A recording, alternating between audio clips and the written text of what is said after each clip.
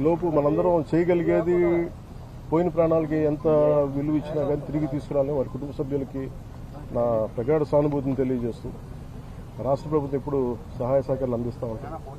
Steel plant ఇలాంటి భవిష్యత్తులో ఇలాంటి పునరావృతం కాకుండా ఉండాలి అనేది మా అందరి ఆకాంక్ష.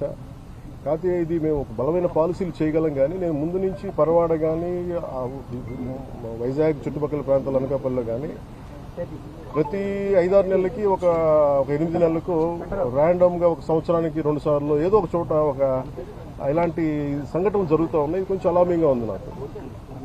నేను ప్రత్యేకించి ఏం చెప్తున్నానంటే అసలు యాజమాన్యాలు సేఫ్టీ ఆడిట్ ఎంతవరకు చేస్తున్నాయి, అలాగే రాష్ట్ర ప్రభుత్వం నుంచి దీన్ని పర్యవేక్షణ చేయాల్సిన అధికార యంత్రాంగం ఎలా ఉంది, ఇండస్ట్రియల్ చీఫ్ ఇన్స్పెక్టర్ ఆయన ఏ స్థాయిలో ఉన్నారు, ఒకవేళ చిన్న లోపాలు ఏదైనా ఉంటే వాళ్ళకి కూర్చోబెట్టి పంపించారా, ఒకవేళ సపోజ్ ఏదైనా వైలేషన్స్ ఏమైనా ఉంటే వైలేషన్స్ని మీరు రిపోర్ట్ చేశారా, లేదంటే వాళ్ళ దాని మీద యాక్షన్ తీసుకోలేదు, ఇవన్నీ కూడా జరగాలి.